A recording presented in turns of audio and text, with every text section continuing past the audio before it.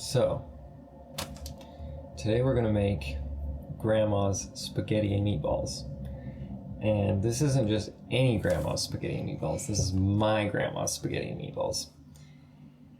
When I was, I don't know, like basically from when I was born until we moved away, frequently on Sundays, which today is also Sunday, very appropriate, we would go to Grandma's house. And Grandma would make all kinds of things, but specifically I remember spaghetti and meatballs. It was the best thing ever to go to Grandma's house, because in my house, spaghetti was always whole wheat and thick, and when you're 6 years old, that's terrible.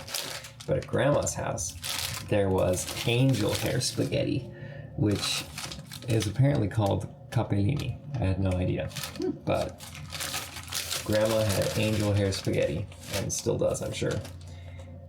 And that's really good. And so... What makes it so good? I don't know, it's skinny and white and fun.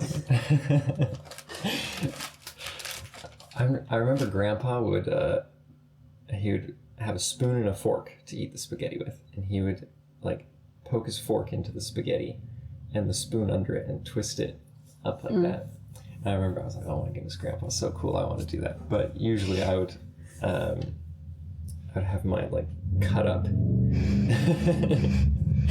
Anyway, so all we're gonna need is spaghetti, angel hair spaghetti, and then pasta sauce.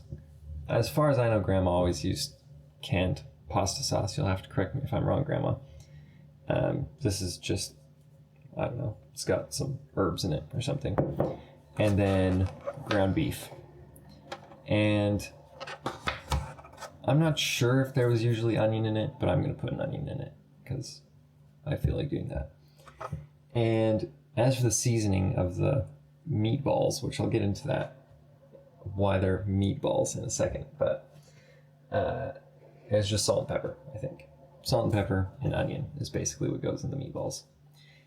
And instead of like mixing it all together and making meatballs, we're just going to throw it in the pan and kind of chop it up into like chunks, because it's faster and more convenient. And when you're cooking for all your kids' basically, that's a very good thing. So I think we're just going to cut up the onion first of all. Something like that. Get this out of the way.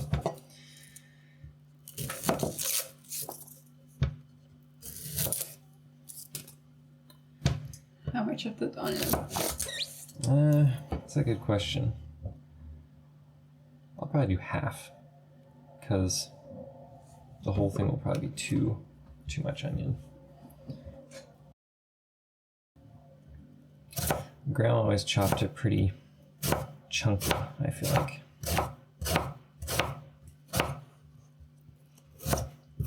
Which is pretty typical in America, to just have chunky onions, in Mexico.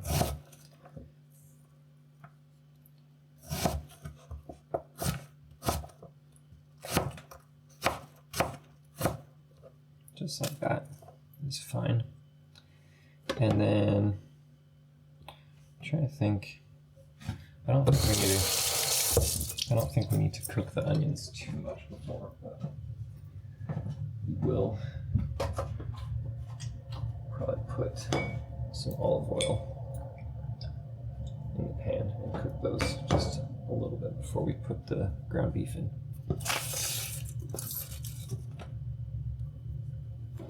As for the sauce, we're just gonna warm that up in a little pot.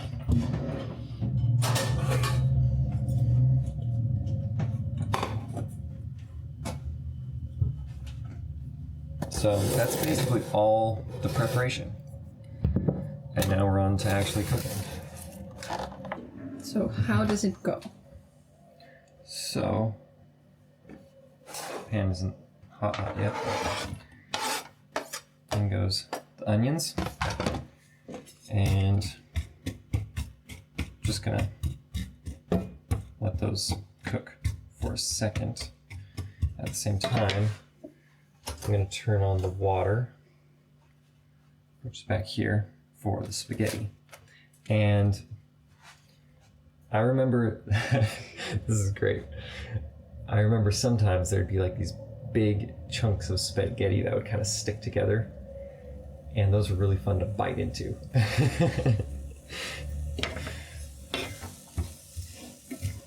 I think after she cooked the spaghetti, she just like rinsed it with some cold water, probably. And I remember she had this like blue plastic bowl that usually I think the spaghetti was in. Okay, I'm already gonna put the beef in.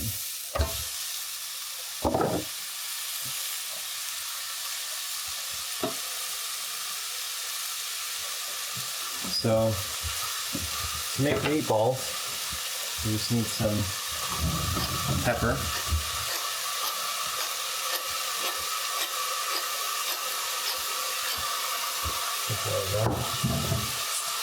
salt,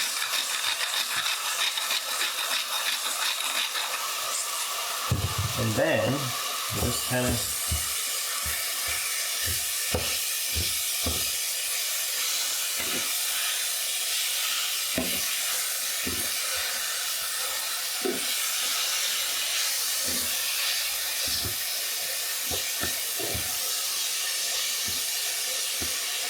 this beef is much different than what she had.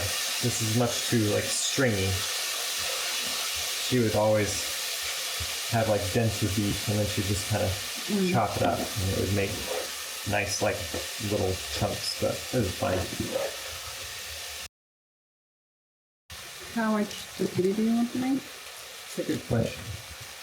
Because the second best part about this is the leftovers. we would stay there pretty much the whole day. And by the evening, all the little boys were hungry again. So we'd get out the spaghetti from the fridge and the beef and the tomato sauce, and we would have ourselves round two. It's definitely not turning into meatballs. Maybe next time I'll squish the beef together and then chunk it up. Mm-hmm. Kind of looks like meat worms. Yummy. But it smells pretty much just like Grandma's house. I think I already put the sauce on.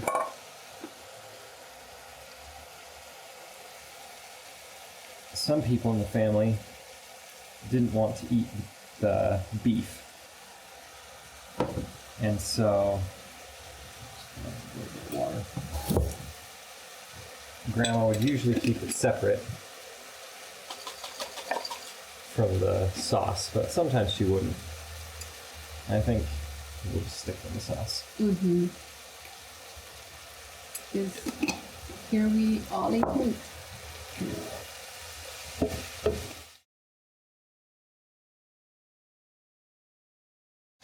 And that is the beef ready. Sorry, Grandma, it didn't turn into meatballs really, but it'll be close enough for this time. And we're basically ready. We just have to cook the pasta, which the water is not quite boiling. And this pasta cooks for 3 minutes. So then right after that, we can pretty much eat. I think I'm already gonna put this beef into the sauce here. Yeah.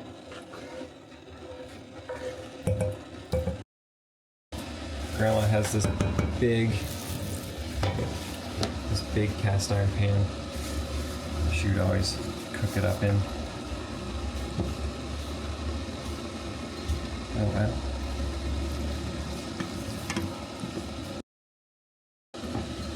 Okay, that water's almost ready.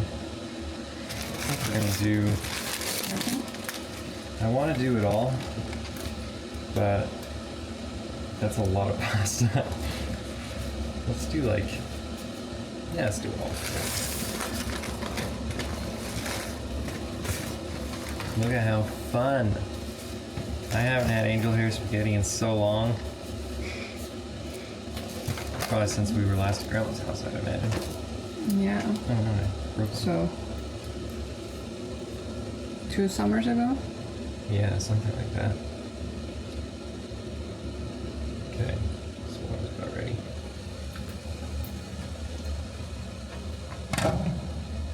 Is it good?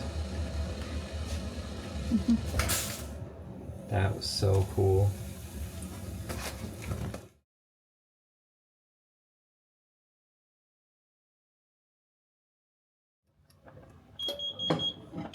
Okay, that says that the pasta's ready.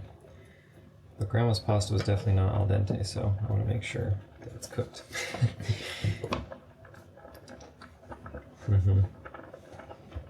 This pasta's raw.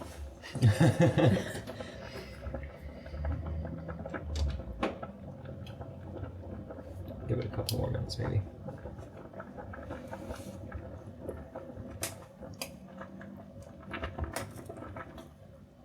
Poor Italians are so angry right now. I'm overcooking their pasta. Well, this is how your childhood pasta was. Yep.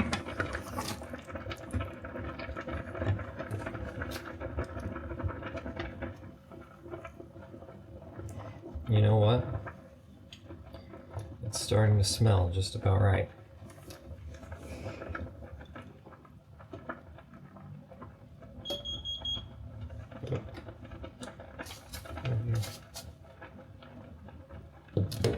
Okay.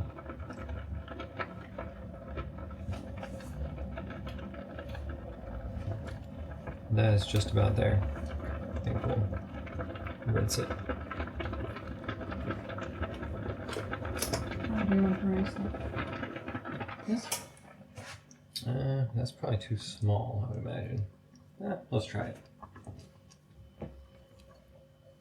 And then, I think maybe to help it keep from sticking together, she might have put a little bit of olive oil or something.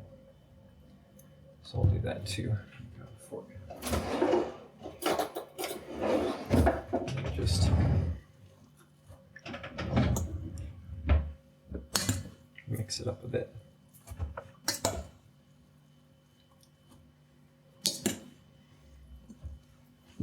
Okay. So usually we would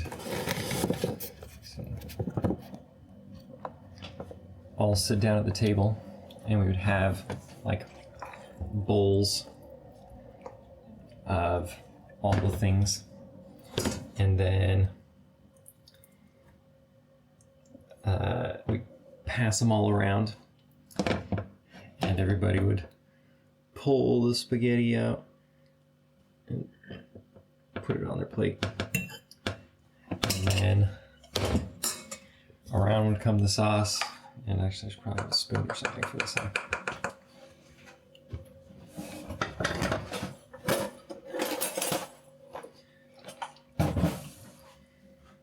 And you put the sauce on top. Yummers. And of course, there's always like salad and stuff, but we were kids and we didn't want that crap.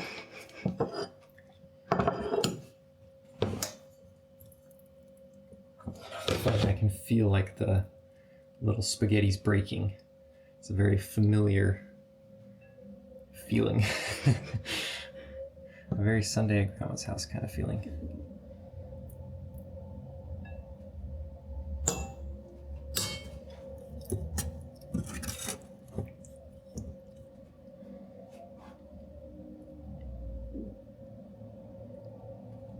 Just like that. There you have it. Spaghetti at Grandma's house.